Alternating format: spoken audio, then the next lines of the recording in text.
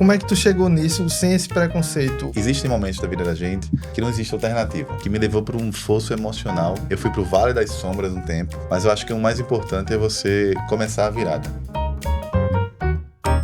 Olá pessoal, tudo bem? Sejam bem-vindos ao primeiro episódio oficial do podcast da Video Farm. Eu sou Edu Ramos e o episódio de hoje é muito especial. Estou trazendo aqui um amigo, um cliente, um parceiro muito importante para a gente, né, Rafa? Seja muito bem-vindo, Cleiton. Muito obrigado, Edu. Obrigado, Rafa. Eu sou Cleiton Costa, sou terapeuta, sou empresário também e nos últimos 10 anos, digamos assim, eu sou o cara que deu um reset na minha vida. Daqui a pouco eu falo um pouquinho sobre isso. Legal. E eu hoje ajudo pessoas que querem desenvolver o seu potencial em crescer, em prosperar, mas algum impedimento emocional, alguma trava emocional impede dessa pessoa viver uma vida de um nível diferente, para liberar o potencial dela para o mundo. Tenho vindo ajudando pessoas a trabalhar essas questões emocionais que impedem você, talvez, hoje, de viver plenamente seu potencial. Massa, Cleiton. Conta brevemente como é que foi o início da tua carreira, como é que ela começou? Eu não planejei a carreira que eu faço hoje, isso aqui é engraçado. Aham. Eu era servidor da Receita Federal, então fui aquele concurseiro de carteirinha. Só que em um momento da minha vida, e eu passei por vários desafios pessoais, que me levou para um fosso emocional. Eu costumo dizer, eu fui para o Vale das Sombras um tempo, e ali eu me vi diagnosticado com síndrome do pânico. Então eu me vi um cara que era servidor da Receita, de repente eu estava numa situação emocional perdido. Quando eu comecei a buscar me conhecer, buscar autoconhecimento, eu me encontrei de outra forma. Comecei a questionar o sentido da minha vida, se o que eu estava fazendo fazia sentido. E aí, nessa descoberta, nessas perguntas, nesse processo de autoconhecimento, eu percebi que ali não era mais o meu lugar.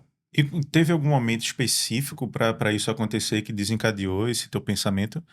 Foi a dor, foi quando eu comecei a ter crise de pânico. Então, Hum. comecei a ter crise de ansiedade, comecei a procurar terapias convencionais, comecei a tomar remédios também, e aí eu não conseguia resultado, e aí eu comecei a procurar o que não era convencional na época, hoje é um caminho natural de quem está buscando aí trabalhar questões emocionais, que foi terapias integrativas, autoconhecimento, comecei a investir pesadamente nisso.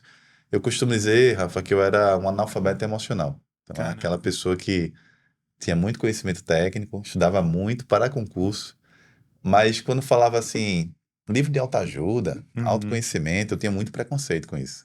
Os livros de autoajuda, eles tinham o preconceito que o coach tem hoje. Ah, Não sei se sim. tu lembra disso. É sim. Isso não te levou a... Será que é verdade ou não? Ou- Então, é uma boa pergunta, Edu, porque muitas vezes a gente tem preconceito com coisas que a gente não conhece, mas existem momentos da vida da gente que não existe alternativa.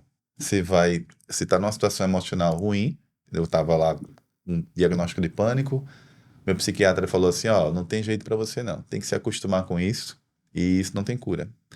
A minha psicóloga dizia, ó, é assim mesmo, vai se acostumar com isso. Há 12 anos atrás, o acesso à informação não é como é hoje. E aí foi quando eu me abri. Disse, olha, então se esse caminho não dá certo, eu tenho que procurar outra coisa. E o grande sacado foi eu pensar o seguinte, eu pensei assim, se eu sempre investi em conhecimento técnico e comecei a ter resultado com conhecimento técnico, se eu estou passando por problemas emocionais, eu preciso investir em conhecimento emocional. Preciso aprender como funciona a minha mente para poder dominar ela. E esse conceito de autoajuda é até uma linguagem um pouco pejorativa, mas se você, por exemplo, comparar com o mercado americano, hoje é um mercado bilionário, não hoje, né? Sim. Já há muito tempo. É muito comum, por exemplo, lá, uma pessoa famosa ter coach, ter terapeuta, ter mentores. É o que a gente pode chamar de autoconhecimento, seria isso? Seria isso, autoconhecimento. Recentemente eu tava vendo um filme que é até engraçado, é um filme que é aquele O Amor Cego, que é com o Jack Black. E eu não sabia que nesse filme um dos personagens principais é aquele coach americano bem É famoso, o Tony Robbins. Tony Robbins. Ele tá no filme e esse filme é antigo. Ele faz uma hipnose, né? Ele faz a hipnose no personagem principal, que ele passa a ver as pessoas Eu achei até engraçado, porque essa parte da hipnose, te conhecendo hoje e sabendo toda a história, tua história e todo esse processo, junto com outros profissionais de hipnose que eu já trabalhei, eu sei que não é aquilo que tá no filme. É engraçado. Ali é uma fantasia. Ali assim. é uma fantasia, é brincando, mas tipo, isso entra no imaginário do povo. Ah, a pessoa vai me hipnotizar e vai me enganar. Como é que tu chegou nisso sem esse preconceito? Ou tu tinha esse preconceito também? Então, eu acho que na busca, eu sou naturalmente um buscador. Então, nessa busca de ler, eu gosto muito de ler, leitura, eu fui me encontrando. Então, cada passo que eu dava, eu encontrava uma parte em mim que estava lá, sempre esteve lá, mas estava escura. Sim. E aí eu comecei a meio que me apaixonar literalmente pelo conhecimento. Eu me envolvi tanto com esse conhecimento e fui buscando cada vez mais, e um livro me levava para outro, um curso me levava para outra pessoa, que aí eu, em algum momento, eu já tinha saído, consegui me libertar do pânico.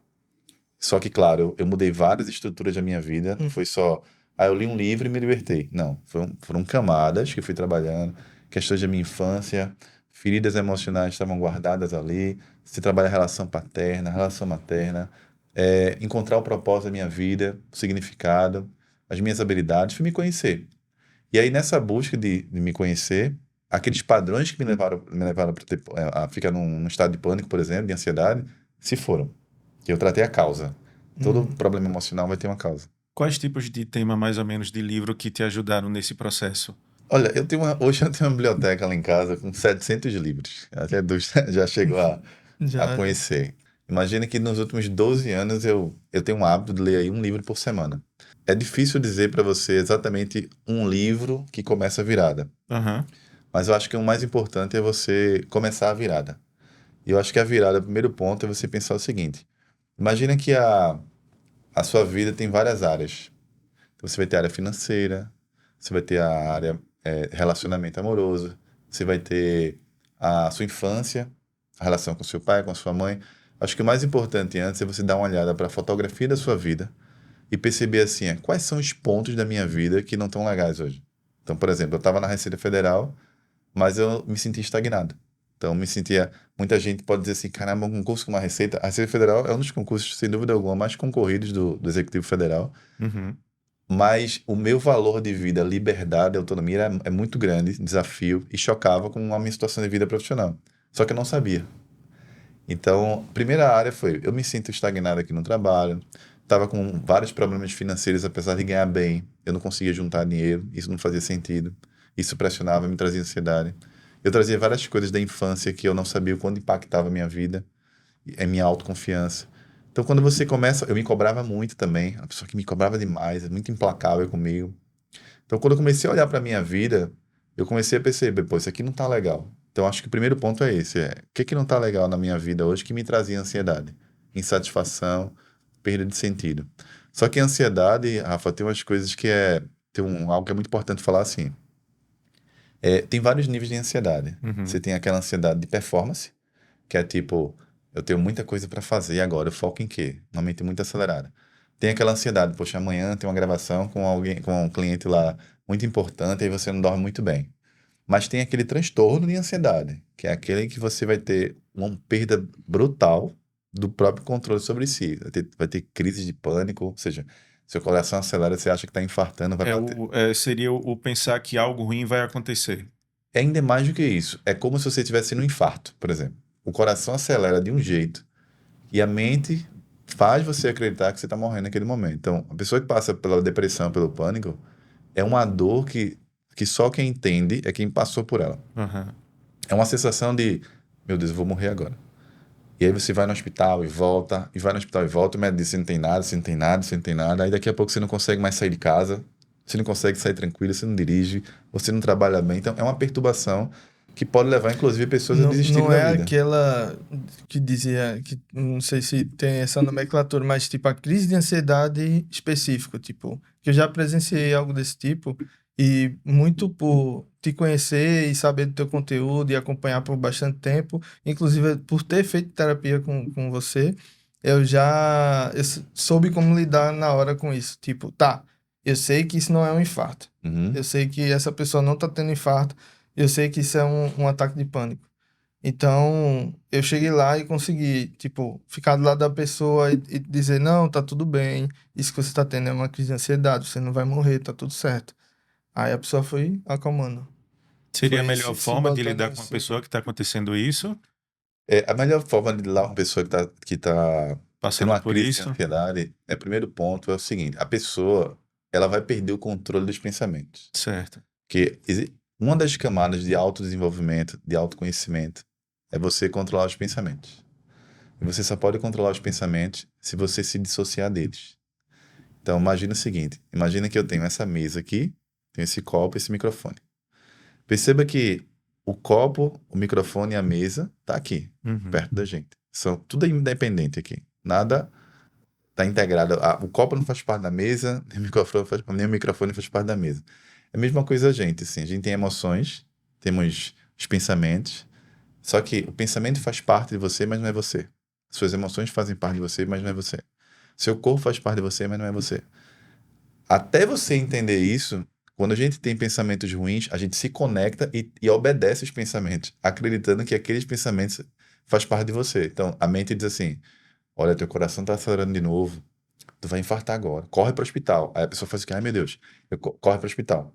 Então, o primeiro momento é você interromper esse fluxo. O primeiro passo é você puxar a atenção da pessoa. Então, Uhum. por exemplo, se você segura na mão da pessoa e faz ela acreditar que ela está ali protegida, que nada vai acontecer, segura na minha mão, bota força aqui, nada vai acontecer com você, eu estou aqui com você, segura na minha mão.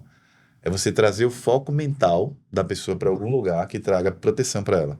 Pânico, na verdade, é esse copo aqui, que eu começo a encher de água aqui. Cada gotinha é uma gota emocional da nossa vida, que a Uhum. gente vai acumulando, acumulando, acumulando, e em algum momento esse copo transborda. Para alguns depois dos 30, para outros na perda de um emprego, para outros no término do relacionamento, para outros no momento de pressão financeira. Então, esse copo está cheio de emoções reprimidas. Então, a sensação de desproteção é muito grande, a sensação de um medo exacerbado é muito grande, mas é só um medo que está acumulado há muitos anos. Muitas vezes vem lá da infância. Então, para cada pessoa, cada situação pode haver um gatilho diferente. Cada pessoa tem um gatilho diferente. Mas lembra, o gatilho não é a causa, esse é o ponto. Uhum. Então, as pessoas confundem isso, e eu confundia também. Então, imagina uma pessoa que ela viveu a infância, por exemplo, e na infância os pais se separaram. Certo. Então, imagina a menininha que viu o pai ir embora. Então, ela passou a vida inteira com saudade, com abandono paterno, com aquela desproteção por não ter a presença de um pai. Aí lá na fase adulta ela vira uma mulher que se casa. E aí o casamento dela começa maravilhoso, ela se sente ali protegida pelo marido, e em algum momento o casamento desanda, e aí esse casamento termina, ela se separa.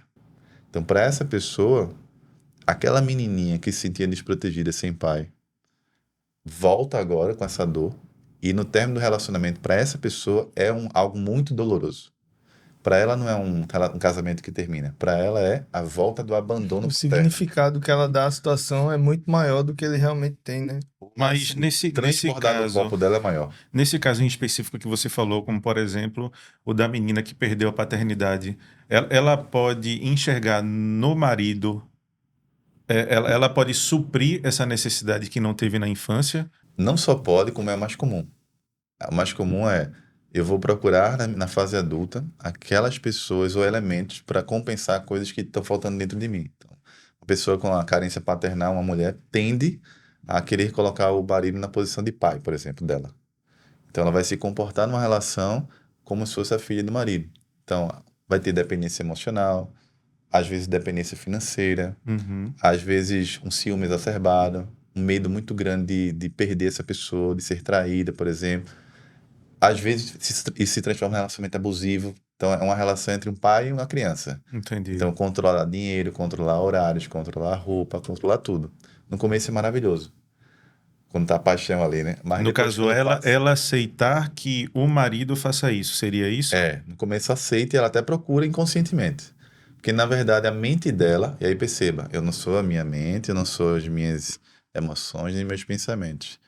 E aí, como você não sabe ainda, está sendo dominada por isso. A mente dela está procurando uma proteção, alguém para substituir o pai. Ela se sente confortável com aquela situação. Exatamente. Aí, quando o relacionamento termina, aí aquela dor que ela carrega desde os 6, 7 anos de idade vem à tona. É o transbordar do copo dela. Aí, essa, digamos, essa explosão emocional vem por meio de crise de pânico. Aí, o que a gente tenta fazer? A gente tenta enxugar as bordas do copo, tenta suprimir, tentando esconder essa dor para não sentir de novo. Aí você vai tomar remédios, você vai tentar evitar lugares que trazem crise de pânico. Algumas pessoas vão evitar relacionamento. E aí, só que isso não vai trabalhar a causa. Então, eu passei muito tempo tentando fazer isso. Tentando fugir do que fazia a crise disparar. Mas não é a crise em si. A crise em si não é uma doença, digamos assim. É claro que está diagnosticada como uma doença, tem um CID como uma doença. Mas eu não digo uma doença no sentido de que as emoções não vão matar a gente. Esse é o primeiro passo, assim. As emoções servem para indicar algo pra gente. Só que a gente não aprendeu isso. Então, uma pessoa que tem problemas com ansiedade, a primeira coisa que ela faz é suprimir tudo que ela puder de emoções dentro dela, fugir de todas as suas emoções, porque a mente acredita que o medo pode matá-la, o abandono pode machucá-la. Por isso que as pessoas acreditam, às vezes, que o melhor caminho da síndrome do pânico, por exemplo, crise de ansiedade, é você vai no médico, toma remédio e nunca mais faz nada. E por isso que a maioria dos médicos vão dizer assim, você está procurando terapia? Está procurando um autoconhecimento? É importante você se conhecer. Hoje em dia você já tem essa mentalidade. Há 12 anos atrás não era assim. Há 12 anos atrás você chegava, pelo menos comigo foi assim, né? Você não tem cura para você vai tomar isso para sempre, isso é uma doença. Seria como o remédio para dor de cabeça, É. você tá tomando um remédio para aquela dor, mas você não sabe a causa dela. Isso. E te E, vira. e esse ponto é interessante porque casa justamente com o teu negócio hoje, né? Teu negócio, eu falo, tua profissão hoje de ajudar pessoas que tinham, que antes só tinham essa sentença, né, de você é doente, e hoje a gente sabe, e com o conhecimento que tu adquiriu, tu consegue ajudar essas pessoas a se libertar dessas questões sem precisar passar por remédios ou por. Não só sem precisar, mas como uma terapia alternativa, né? Nesse Hoje sentido. se eu pudesse resumir o que eu faço, eu sou um professor emocional. Vamos pensar assim. As pessoas não sabem lidar com suas emoções. Eu vou ensinar essas pessoas a encontrar dentro de si ferramentas para que elas possam se desenvolver. Vamos dar um exemplo. Imagina isso, assim, é só para concluir a trajetória lá. Quando eu passei por isso, que eu retomei a superfície, eu já tinha novas habilidades. Então, esse é o ponto. Muitas questões que me afetavam, que eu trouxe da infância, questões que estavam ali, sempre estiveram ali, mas por não ter consciência ou autoconhecimento suficiente, eu passei a enxergar.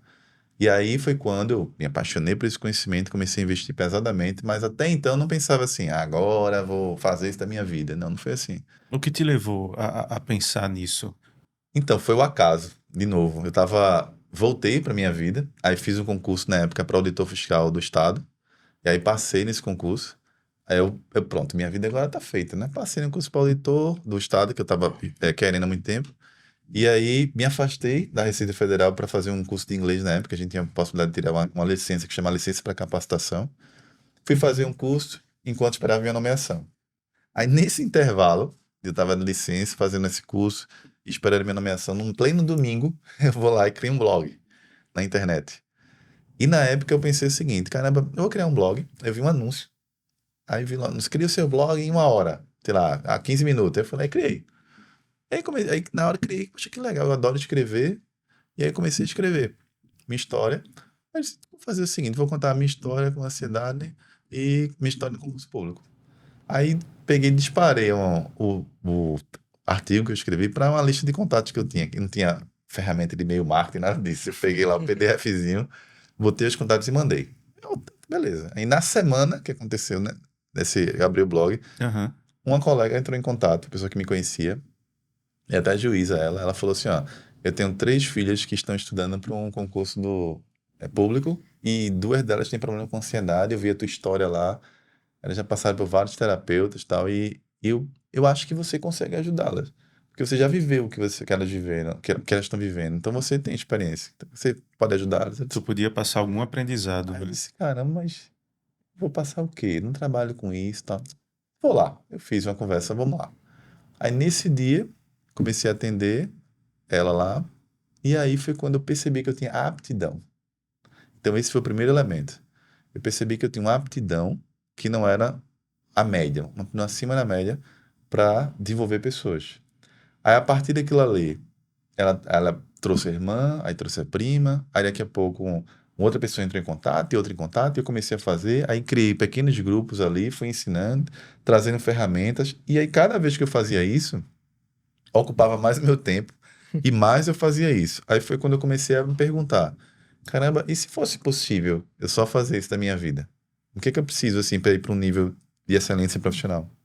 Então, acho que a primeira descoberta foi, eu fui para a escuridão, me trabalhei e descobri a minha aptidão natural. Então, todo mundo tem um talento, um dom recebido por Deus. Desde a infância a gente traz isso. Só que os nossos medos, as questões que a gente vive na infância, que a gente vive na vida, vai desviando a gente. A falta de confiança em si mesmo, padrões de carência emocional, por exemplo, culpa, por exemplo, dificuldade em agir. São várias questões que bloqueiam o nosso potencial. Aí foi quando eu disse, cara, eu tenho um potencial para isso. Ali foi a semente. Então, a partir dali eu disse, eu quero fazer. E se fosse possível, eu fazer isso só profissionalmente? Era possível. E aí, a partir dali, eu construí um plano para construir uma carreira. Nem pensava em internet, eu nem estava na internet na época, estava no offline. Uhum. E aí, depois, isso foi se materializando em treinamentos, em preparação, me profissionalizando. Entrei na internet, e aí foi aí E que eu. quando tu entrou na internet, foi fácil fazer vídeo? Caramba, eu fico pensando. Eu lembro da minha primeira live. A primeira live tinha 3 pessoas na live. Tinha uma cliente, tinha minha mãe e tinha minha namorada, que é minha esposa hoje. E é muito desafiador no começo. É Muito. demais. Só que tem uma coisa que eu aprendi que é muito interessante, isso vem até da própria teoria do Einstein, né? Da relatividade do tempo, da distorção do tempo. Então, a gente tende a olhar o tempo como na cronologia convencional. Um ano é um ano. Poxa, eu tenho um ano para me preparar. Mas tem como você distorcer o tempo. Só existe uma única coisa que pode distorcer o tempo, que é a intensidade. Então, pensa o seguinte, eu fiz uma live com 3 pessoas. Aí eu pensei assim, eu descobri, eu era um cara tímido, tinha muito medo de exposição, nem redes sociais eu tinha. Eu era do tipo que nem batia foto. E, de repente, eu disse, precisa aparecer para mais pessoas, eu quero aparecer para mais pessoas, eu fiz uma live. Só que eu pensei, eu quero ficar bom nisso. Eu quero realmente fazer isso, eu quero atingir as pessoas, eu preciso chegar a mais pessoas.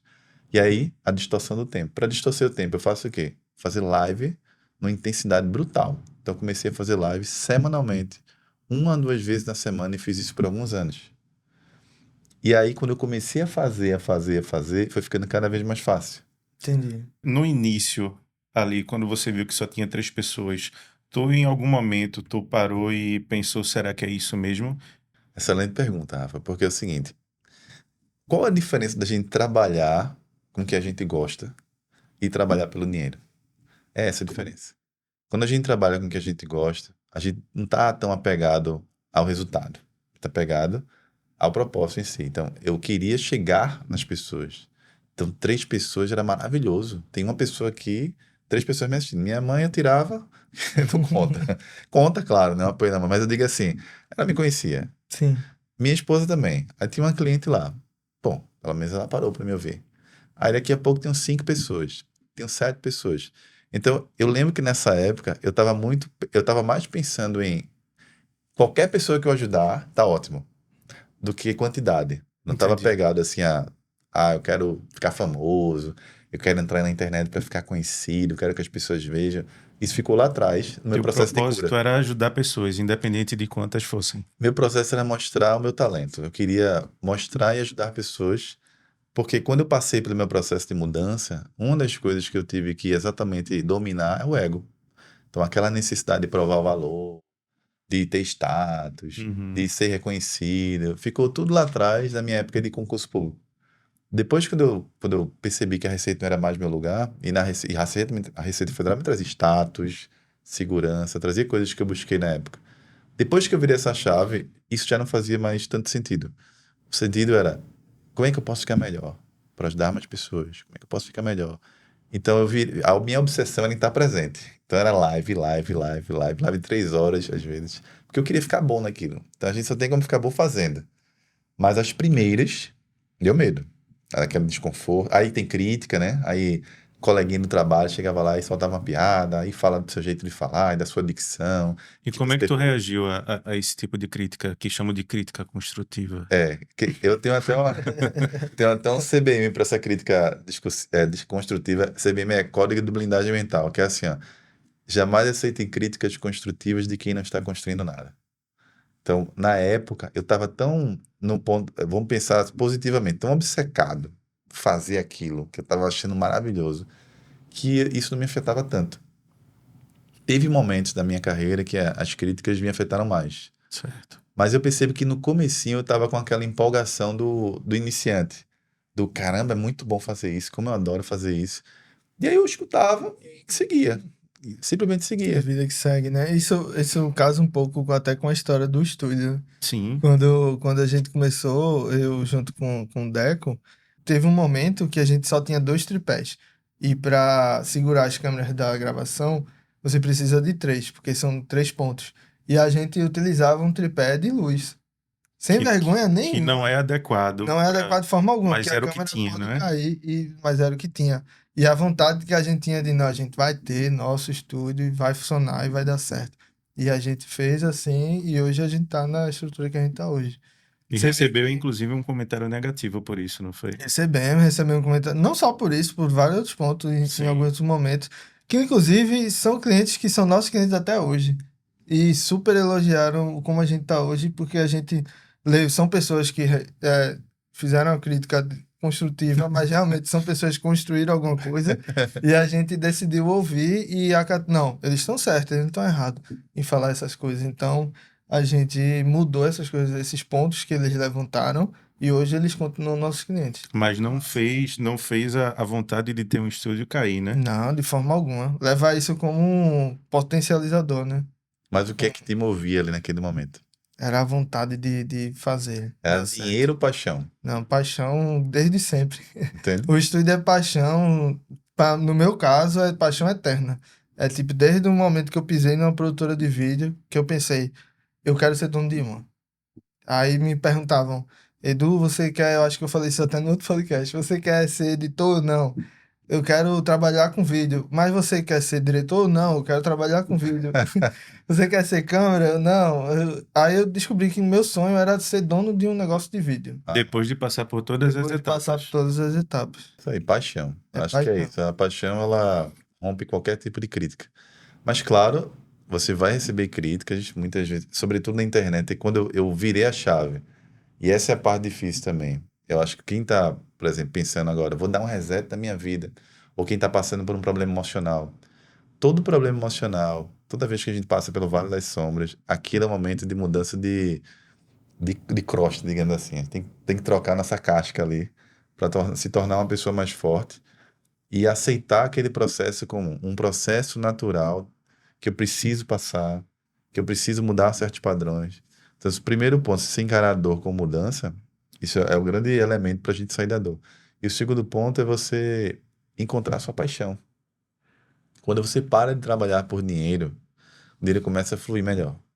Quando Verdade. você encontra algo que você é apaixonado por fazer e trabalhar, você nunca mais trabalha na vida.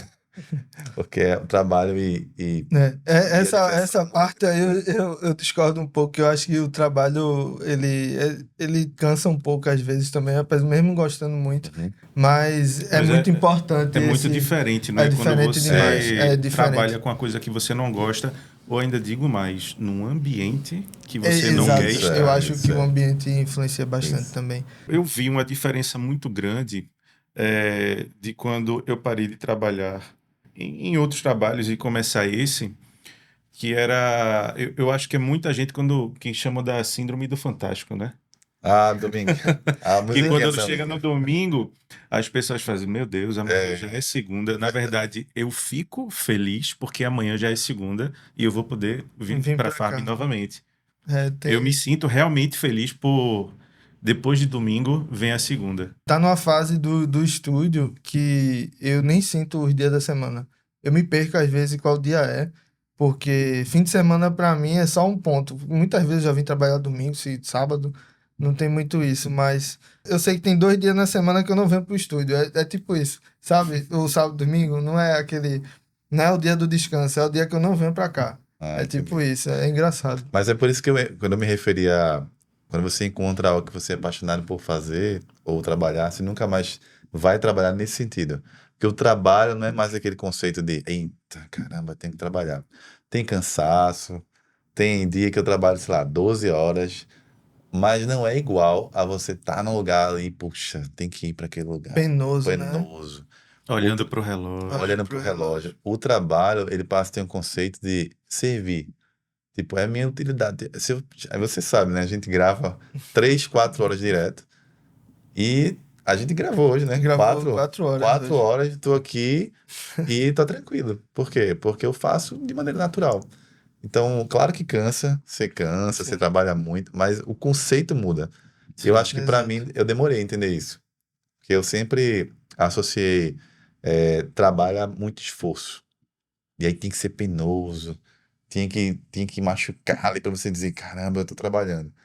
Quando eu virei essa chave, aí eu comecei a entender. Se eu pegar meu celular aqui, por exemplo, que foi quando eu virei para o mercado digital, de fato, né? Aí tem a outra virada. Entrei na internet e depois me tornei, de fato, um empresário do digital. Foi quando eu comecei a ver a importância, por exemplo, de vídeos, entrar com melhorar a qualidade dos meus vídeos, comecei a entender sobre roteiro, sobre a importância do trabalho de vocês, por exemplo. E até eu começar, era ali o celular e tal. Depois eu entendi, caramba, eu preciso elevar o meu nível agora de comunicação, de presença digital. Porque, Como é eu, que tu chegou nessa ideia de que precisava melhorar? porque o que que acontece? Você não é o que você fala apenas. Você é o que você mostra e o que você prova. Então, quando eu comecei a levar meu talento, minha arte, digamos assim, para a internet, para atingir mais pessoas, eu precisava chegar a mais pessoas da melhor maneira possível. Uhum.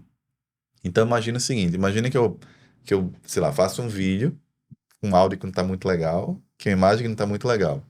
A pessoa ela vai me assistir. Mas se eu faço um vídeo com áudio legal, uma imagem bacana, num cenário bacana, dá outro impacto na audiência. Você vai ter pessoas que não olhariam para você, que vão passar a olhar para você.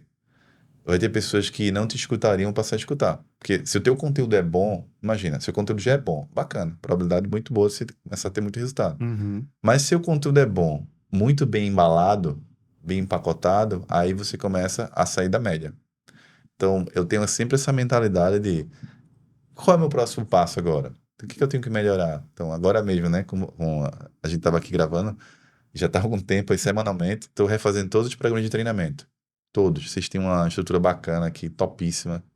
E a gente quer isso para os nossos alunos também, que é qualidade altíssima de conteúdo para os cursos, uma qualidade de gravação e de E isso som. faz com que teu conteúdo ele tenha um tempo de vida até maior do que quando você está no início, né? Que vou gravar um curso na plataforma do Zoom, porque lá faz a gravação.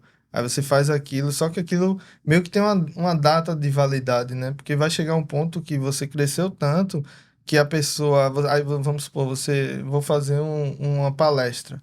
Aí a pessoa te vê lá na palestra, gravação top e tal, tudinho. Aí quando a pessoa compra o teu conteúdo que chega lá, é gravado de live. Isso, é. Aí o cara, poxa, o conteúdo gratuito dele tem mais qualidade do que Isso, o conteúdo.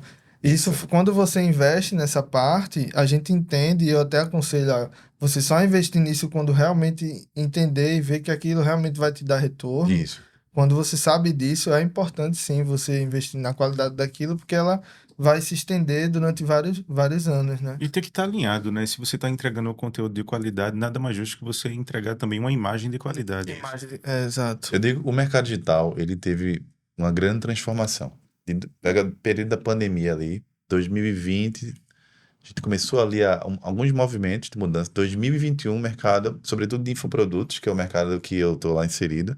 O que é infoprodutos, né, pessoal que está aqui assistindo? Infoproduto é você pegar o seu conhecimento, embalar ele e entregar para ajudar pessoas que precisam daquele conhecimento. Então, na internet você vai ver de tudo. Pessoas que, desde ensinar pessoas a se desenvolver o seu potencial, a pessoas cuidar de peixe, por exemplo, ou editar vídeo. E todo conhecimento hoje ele tem um valor, por menor que seja, para você, mas para o mundo tem um valor grande. Então, a gente está vivendo a melhor época da vida humana até hoje para você colocar os seus talentos a serviço do mundo. E quem não entendeu isso ainda vai, nos próximos anos, estar completamente fora do mercado de trabalho. Quem não está na internet não existe. Isso é uma frase que nem é minha, já é uma frase que eu não lembro agora exatamente.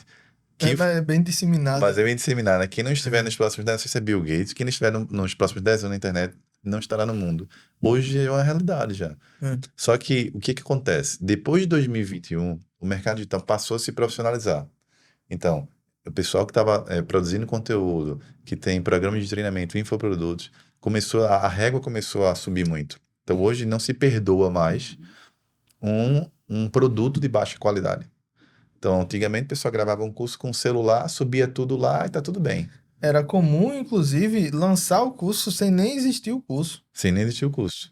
A gente até aconselha, pelo menos, a pessoa gravar o primeiro módulo, né? Primeiro O módulo. módulo inicial para poder fazer esse lançamento. Exatamente. Mas Acho que, hoje, acho que até para validar, né, o formato. Sim, o público hoje, ele não vai perdoar um exato. serviço mais ou menos. E o que é o serviço mais ou menos?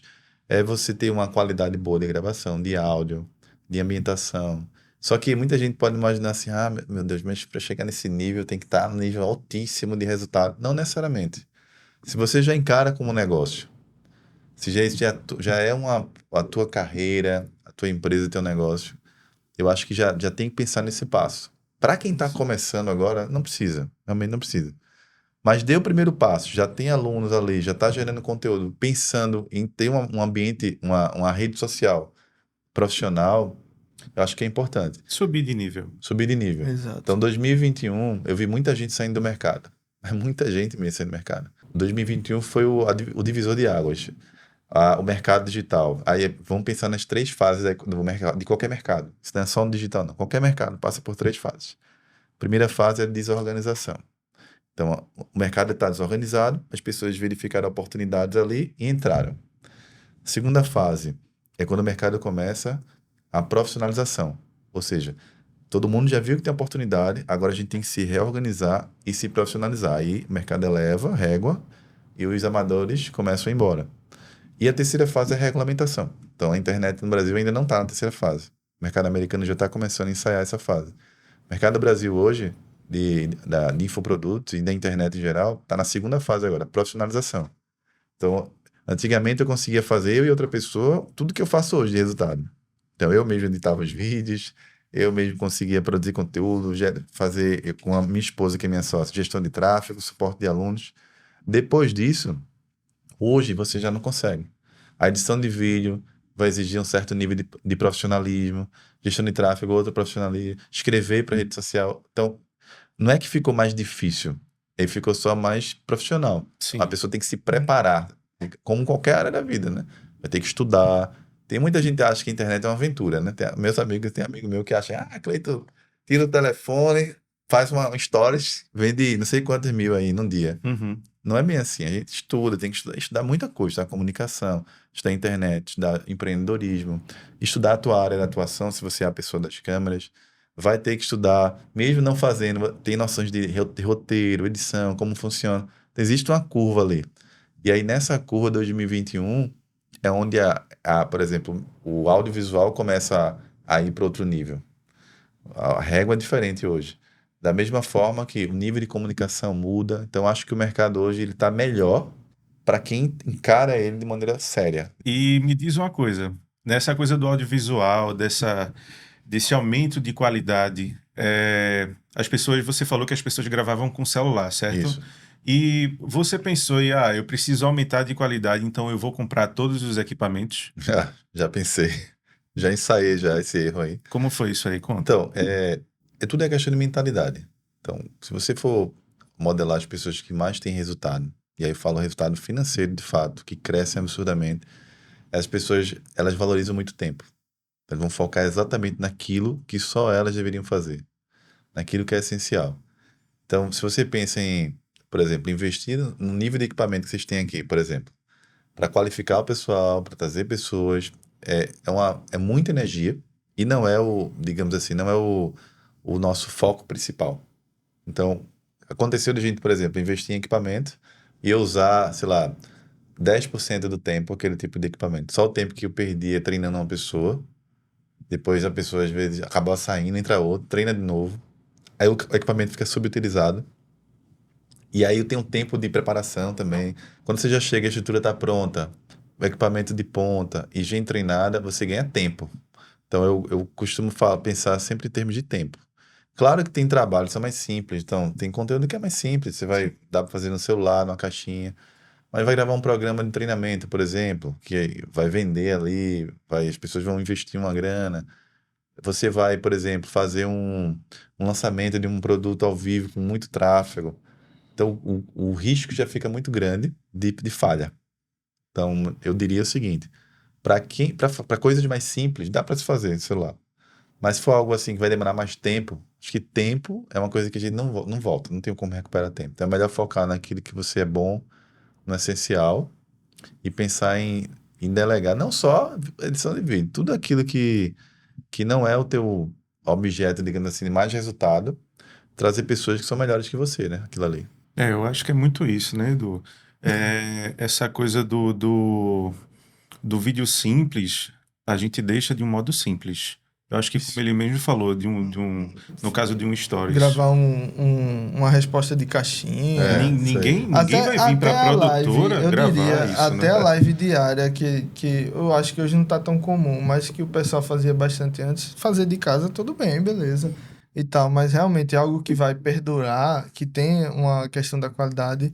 Eu, E um investimento eu ali, né? indicaria o estúdio, mas puxando a sardinha, não só porque eu tenho um, mas porque no fim das contas, o cálculo, ele não fecha se você for realmente investir nisso, sabe? Principalmente na questão do tempo. O teu tempo é muito caro, é muito Isso. valioso. Geralmente o tempo da pessoa que está ensinando é valioso, né? Não só a questão financeira também tem essa parte do tempo, mas quando você bota na ponta do lápis, aí você, vamos supor, eu vou botar no meu orçamento de levando isso em consideração um negócio, eu vou fazer o meu cálculo anual. Quando eu levo o meu cálculo anual, aí, pô, o custo do estúdio, se eu for pegar ele e investir para eu ter meu próprio estúdio em casa, eu compro uma câmera e um microfone. É. Aí tem a iluminação, a pessoa que vai operar, os cartões, o computador que vai editar, o tempo A da curva edição. de aprendizagem e os erros que ela vai ter que passar. Não, e o know-how que não cabe à pessoa, pô. Ele É. é, ele é E do só que autodesenvolvimento. vai aprender ali é uma Pra curva. que tá perdendo tempo aprendendo sobre vídeo? É isso que não fecha, Demanda de sabe? energia desnecessária. Deixa isso para realmente as pessoas que querem. Quando você tiver ao ponto de, não, eu tenho meu estúdio, tenho minha equipe, tenho verba e energia da minha empresa suficiente para ter isso e atender minhas necessidades específicas, beleza. Aí você monta a sua estrutura, tem sua equipe, tudo bem. Até lá, por que não melhorar a qualidade do seu material tendo um espaço, né? Com especialistas, né? Com especial, deixar isso na mão de garantir- realmente de quem entende, que né? vão garantir que você realmente vai receber um produto de alta qualidade. E Que é isso que você deve entregar. claro, vendo quem realmente entrega resultado, né? É isso, Cleiton. É assim, eu vou deixar que você faça uma mensagem final para as pessoas e também passe sua rede social, fale dos seus treinamentos e todos esses processos. Muito bem. Quem quiser me seguir é Cleiton Costa, _, oficial, o Cleiton com CLAY. E a mensagem final é o seguinte: pensa que você nasceu com um chamado. Lá dentro de você tem um chamado, tem um dom que você recebeu de Deus e que autorizou você vir aqui na Terra. Você vai ter só uma única jornada e em algum momento ela vai terminar. E a gente passa muito tempo com medo de viver o novo. Medo. Eu tinha muito medo de pedir a exoneração da Receita Federal, que eu acabei nem falando, mas eu pedi para sair da Receita Federal. Até hoje, alguns amigos meus me chamam de louco. Você é louco, você é doido. Mas eu garanto a você, a vida que você mais sonha, aquela vida que você mais deseja, sei lá, um nível de prosperidade nunca visto na sua vida, de plenitude, de satisfação, tá do outro lado das coisas que você mais tem medo em fazer. Quando você entender que a vida vai terminar de todo jeito, e que o pior arrependimento que você pode carregar na sua vida é você chegar no último momento da sua vida, olhar para trás e dizer assim: caramba, eu vivi uma vida de como seria. Esse é o pior arrependimento. Inclusive tem até um livro, que são os 5 arrependimentos que todas as pessoas têm antes de morrer, é o nome de um livro. E é uma terapeuta que fez essa pesquisa em pessoas que estavam em fase terminal de vida.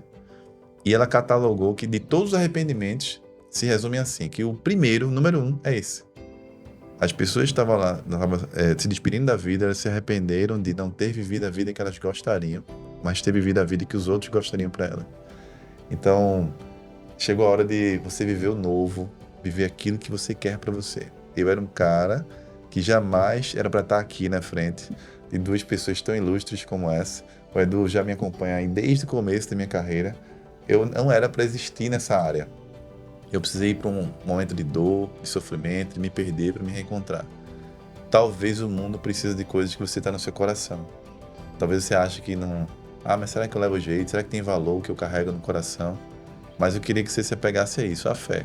A tua vida vai passar, esse mundo vai passar em algum momento, e tá num trabalho que não faz o menor sentido para a tua existência, não vai te fazer você evoluir, sobretudo espiritualmente.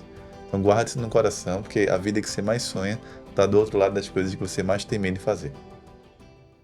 Muito bom. É isso aí. Valeu, Cleiton. Valeu, Edu. E Até a próxima.